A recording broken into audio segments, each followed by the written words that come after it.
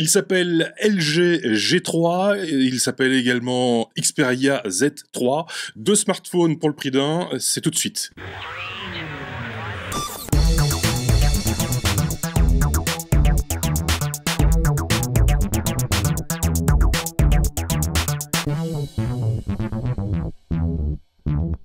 Et on voit ça avec Marc. Bonjour Marc. Salut tout le monde. On va donc comparer ces deux appareils qui sont déjà très proches l'un de l'autre ergonomiquement. Quand on les regarde comme ça, ils se ressemblent, quoi. Mais rien ne ressemble plus à un smartphone aujourd'hui qu'un autre smartphone. Il faut être clair. Rien ne ressemble plus à un smartphone qu'à un smartphone, surtout qu'on va s'en rendre compte très vite. Au niveau de la technologie embarquée, c'est quasi de l'identique. Oui. Même chipset, même CPU, même type de RAM, même capacité. Là où ça se différencie un petit peu finalement, c'est à l'approche justement du packaging. Il y en a un qui, pour moi, tient mieux en main que l'autre. C'est idiot à dire, mais voilà, ce sont des choses qui influent. Au niveau de l'optique, au niveau de la qualité de l'optique pour les photos, et puis aussi au niveau de toutes les petites fioritures qui sont embarquées dans le système d'exploitation. C'est de l'Android, évidemment, avec une belle surcouche.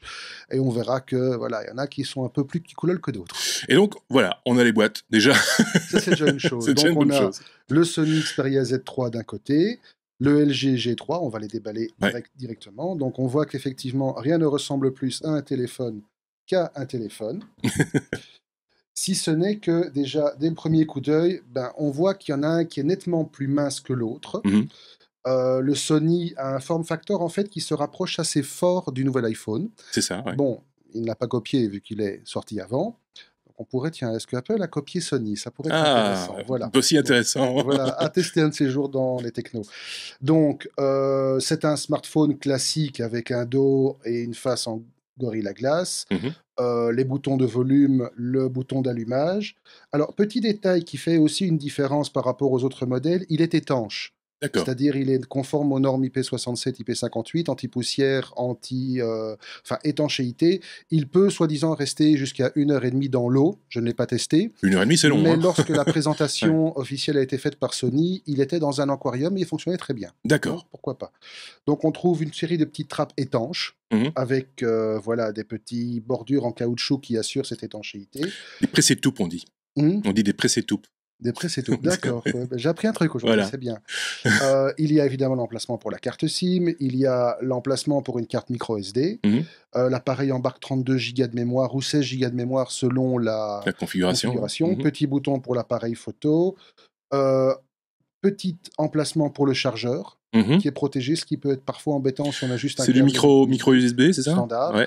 Et on a également un port de chargement propriétaire sur station d'accueil où il suffit de déposer l'appareil. D'accord, ok. Fait notable, il n'est pas compatible au wireless charging, ce qui peut être un peu embêtant parce que maintenant, quasi tous les concurrents le font. L'optique de l'appareil photo, évidemment, c'est une optique standard avec un simple flash. Voilà, on a fait le tour du casing. Au niveau du G3, alors, on a un appareil qui est au niveau des matériaux un peu plus cheap. On croirait que c'est de l'aluminium brossé. Non, c'est du bête plastique. D'accord. L'appareil tient bien en main, à mon sens, mieux que le Sony, parce que le Sony, il faut chaque fois le prendre en main. On risque de le déverrouiller par accident, de lancer 14 applications. Ça m'est déjà arrivé, ne rigolez pas. Le LG a une prise en main qui est plus agréable, qui est plus ferme.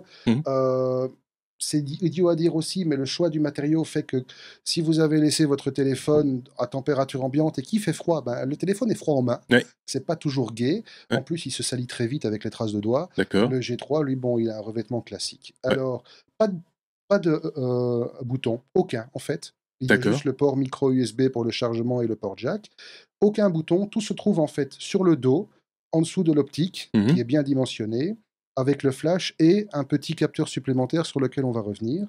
Le bouton d'allumage, bouton volume haut, bouton volume bas, c'est tout. Étonnamment, on s'y fait très vite. Donc ce bouton, en fait, n'est pas sur le bord, mais sur le plat en fait, du téléphone, du côté objectif. Exactement. Et en fait, ça permet également de s'en servir comme déclencheur. Lorsqu'on a l'appareil. Ça demande une petite gymnastique, mais on imagine, on s'y fait aussi. Et puis surtout, ça évite quand on prend l'appareil qu'on appuie par erreur. Oui, bien sûr. Par définition, on le prend par les bords. C'est plutôt malin d'avoir pensé à installer ce bouton finalement. Ceci dit, les détracteurs pourront dire oui, mais quand on le pose sur la table, on peut pousser sur le bouton, non? Ou pas? Alors non, parce que le bouton est quand même dans un creux. D'accord. Et donc, en Il est fait, protégé, on ne peut quoi. pas l'appuyer par erreur. Ça, Ok. ils ont bien fait les choses. Au niveau du matériel, alors on a 2 téléphones qui sont, comme je le disais, extrêmement semblables. Semblable. Mhm. Ils sont tous les 2 basés sur le même chipset, à savoir un Snapdragon 801 de chez Qualcomm. Mhm. Ils ont tous les 2 un CPU quad-core 2.5 GHz de chez Crate. Ils ont tous les 2 un Adreno 330 pour le GPU. Ils ont un accéléromètre, un gyroscope, détecteur de proximité, boussole, baromètre, etc. La différence donc intervient au niveau de la batterie pour le Sony, où on voit qu'elle n'est pas amovible, Mhm. tandis qu'elle est amovible sur le LG. On peut Ça très devient rare, hein, facilement- ça, non? Ça devient rare et c'est appréciable. Ouais, ouais. C'est quand même... Alors évidemment, il faut avoir des bons ongles, Ouais. mais sinon, Comme d'habitude, ouais, c'est le petit capot. c'est le petit capot exactement. Mais voilà, on retire la batterie Ouais. facilement. Port carte SIM, port carte micro SD. Ça peut dérouter au début parce qu'ils sont empilés l'un sur l'autre. C'est un peu la disposition qu'on retrouve sur les Samsung. Exact, en fait. absolument. Donc voilà, bonne capacité de 3000 mAh. Oui. Celle du Sony est sensiblement similaire, vu qu'elle est à 3100 mAh, si ma mémoire est bonne. Pour rappel, le OnePlus One est à 3100 mAh également, ce qui quand même permet une autonomie de plus d'une journée normalement, avec un usage normal, on va dire. Avec hein, un usage normal, non professionnel, directeur de société qui téléphone 400 fois par jour, non. Oui. On a un usage normal. Sur celui-ci, j'atteins 2 jours. Oui. Facilement, sans le solliciter toutes les 5 minutes. Sur le Sony, j'ai atteint... Alors, je l'ai rechargé 2 fois depuis que je l'ai, mais on y reviendra. Le Sony a une petite particularité au niveau de la gestion batterie. Mhm.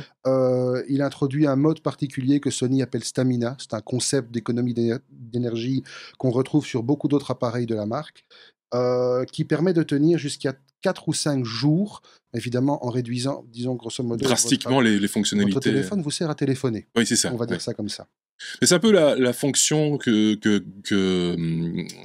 Samsung propose sur son dernier Galaxy, il me semble, où l'écran passe en noir et blanc, où les fonctions Wi-Fi, Bluetooth, etc. sont inhibées. Idem Alors, pour, c'est quelque pour chose le qu'on reste. va retrouver chez LG aussi. Mhm. Il y a également toute une série de mesures qui sont prises pour économiser l'énergie.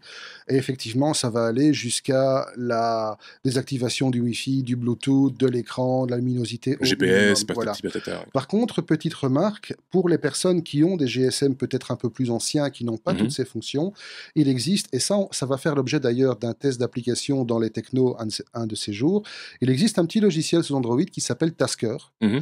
et qui permet, c'est un logiciel gratuit, je le mentionne, c'est un logiciel qui permet de contrôler de manière automatique sur base de trigger Oui. toute une série de paramètres. Donc par exemple, imaginez, vous arrivez chez vous, vous avez activé votre réseau Wi-Fi, Mhm. le téléphone se connecte automatiquement, et ben, il va couper la 3G. D'accord. Il va couper le Bluetooth, etc. Donc c'est toute une série de mesures qui vont vous permettre d'automatiser la gestion de la batterie, Ouais. et ça marche très très bien. Certains appareils, par défaut, le font eux-mêmes, il me semble. Quand on arrive dans un réseau Wi-Fi connu, sur lequel on s'est déjà logué une fois, bah, il le cherche déjà par avance, j'imagine, sur base du GPS ou autre. Et dès qu'on se connecte, bah, il inhibe du coup les connexions Voilà. Maintenant, data. tous ne le font pas, tandis Non. que ce petit logiciel permet de le faire. Mais on y reviendra dans Oui. un test un peu plus détaillé. Donc, qu'est-ce qu'on a encore de différent? Bah, alors, au niveau de l'écran, on a ici, donc, ce sont tous les deux des modèles à grand écran. Là, on a un 5.2 pouces, là, Mhm. on a un 5.5 sur le G3. La résolution sur le Sony est une résolution classique, c'est une Dell Full HD, c'est un écran IPS. Sur le LG, par contre, ils ont fait une résolution un peu plus exotique. Alors, c'est pas du 4K, Mhm. mais c'est quand même une résolution qui monte que je ne dise pas de bêtises, que je retrouve ça. Évidemment, il faut retrouver ça dans les spécifications.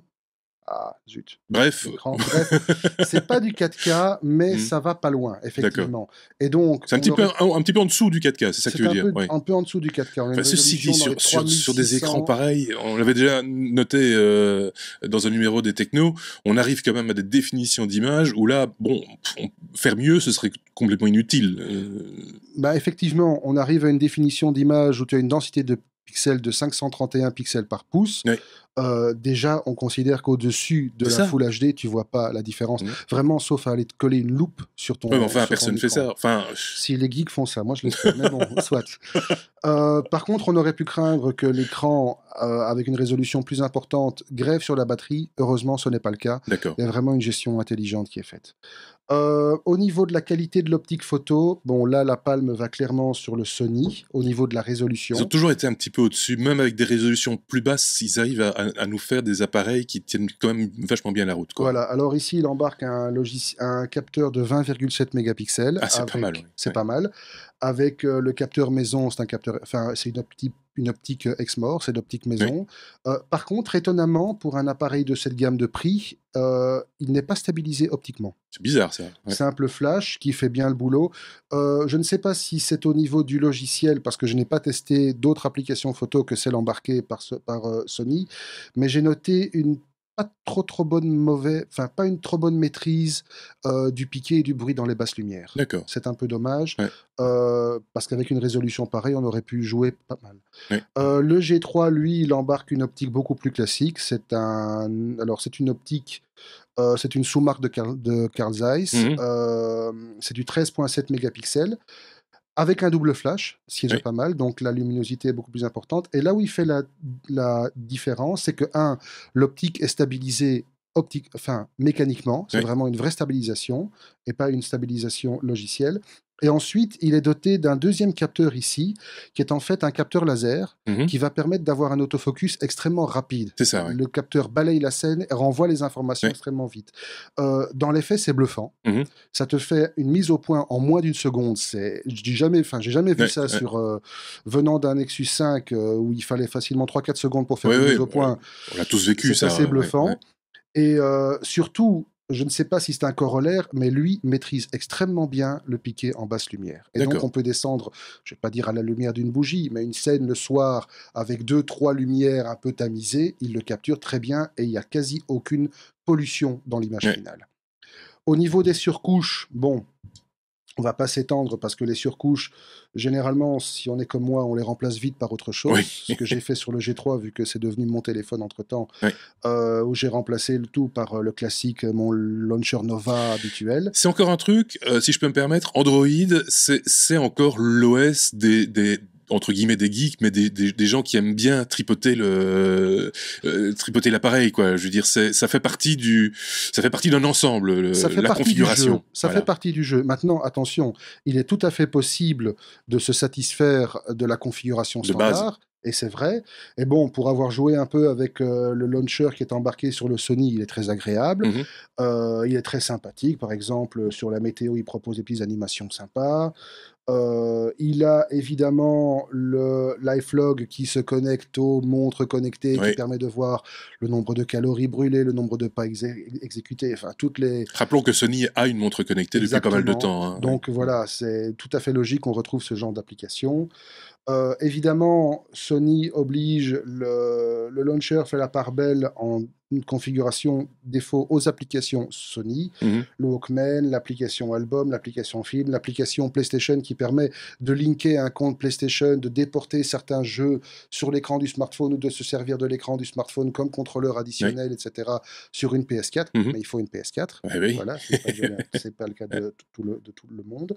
Évidemment, tout cela est bundlé de manière très intime avec Sony Unlimited. Mhm. Donc, pas trop de stock, la chance d'aller voir sur d'autres applications, même si on retrouve l'entièreté des applications Google. Ouais. Et donc, il est très facile de se configurer un compte sur Google Play et d'aller pêcher de la musique sur Google Music, etc. L'application photo, donc, comme je l'ai dit, est très complète. Ouais. Un peu trop parfois. Ce qui a beaucoup amusé ma femme et mon fils, c'est quand j'ai commencé à prendre des photos avec des dinosaures qui bougent en incrustation. D'accord. C'est très très japonais, ou bien des petits lutins, ou bien un aquarium. Ça n'a aucune utilité, donc Aucune. c'est indispensable. Alors hélas, le nombre de modèles est limité à 3 ou 4. Ce qui est assez marrant aussi, c'est qu'il va te permettre de mettre des objets en contexte. Donc il fait un repérage spatial. Il va te permettre d'incruster des objets qui bougent en même temps que ta scène. Donc c'est vraiment du C'est ça, tracking ouais. Ouais. en réalité virtuelle. Bon, tout ça, c'est gadget, on l'a bien compris. Par contre, là où il est quand même très pratique, c'est que ces deux appareils sont capables de filmer à 120 images secondes. Mhm. Les deux le font en 720. Le LG le fait mal. Parce que le LG, disons-le clairement, la qualité d'image qui ressort est très pixelisée. Tu sens que c'est pas du 720, c'est quelque chose qui a été upscalé en Oui, c'est ça. 720 pour faire un pseudo.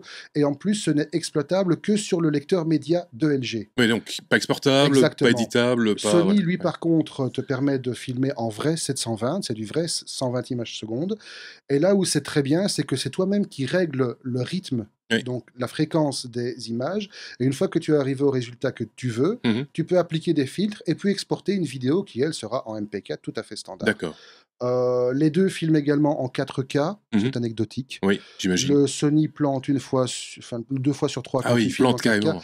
En fait, quand tu lances ça, ou bien d'autres applications, notamment celle des dinosaures, il te met quand même en garde avec un gros pop-up que cette application est susceptible d'entraîner une surchauffe de l'appareil et donc une chantage.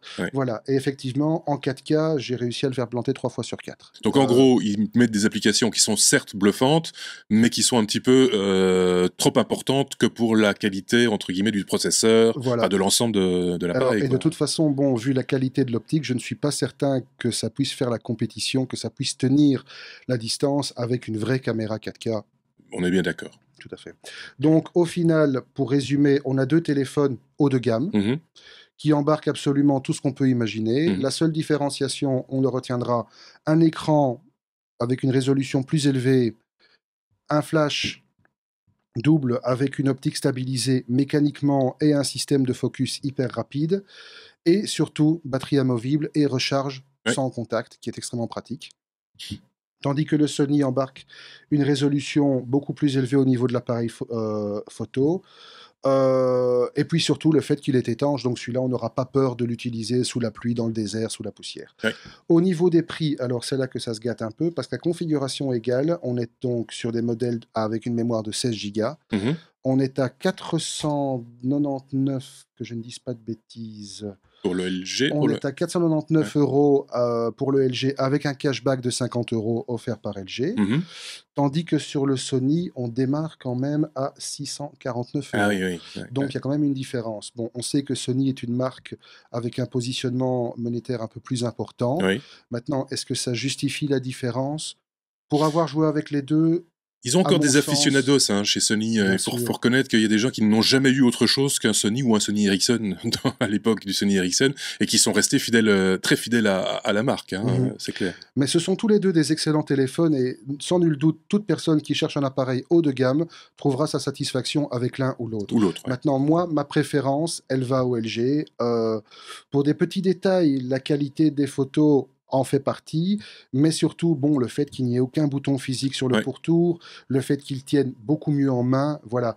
J'avais essayé tous ces téléphones avant de me décider, le LG a retenu mon choix. Maintenant, encore une fois, que vous achetiez le LG, le Sony ou les autres téléphones de ce genre de gamme qui ne sont pas sur la table, comme un S5 ou comme un OnePlus, vous ne pouvez pas vous tromper. Ce seront des bons appareils. On avait parlé d'ailleurs du LG G3 lors de notre test du OnePlus One, parce que ils sont très semblables en fait, quand on regarde les spécifications, si ce n'est les choses plus ergonomiques comme l'histoire du bouton qui est déplacé, le laser pour la mise au point automatique, etc. Ça c'est propre à LG, mais pour le reste, les spécifications sont relativement proches, avec un appareil quand même du côté du OnePlus qui est à un prix légèrement inférieur à 300 €. Donc là, on est déjà à un autre niveau de prix, un autre niveau budgétaire, et on ne parle pas encore ici des Chinois qui s'en viennent avec une gamme d'appareils assez impressionnante et qui sont à peu près du même gabarit, on va dire. Absolument, ils embarquent plus ou moins les mêmes caractéristiques.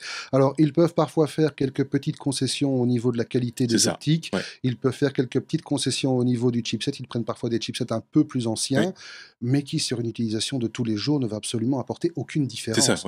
Sauf si vous commencez à faire de la réalité virtuelle intensive, sauf si vous commencez à foutre des dinosaures partout sur vos photos, ça ne va pas changer grand-chose. Maintenant, c'est clair, c'est une question de choix. Bon, les appareils chinois et le OnePlus ne sont certainement pas plus mauvais en qualité que ces deux-là. Chacun trouvera son compte. Comme on a l'habitude de dire, affaire à suivre. C'était donc le LG G3 face au Sony Xperia Z3. Merci Marc, à bientôt. À bientôt.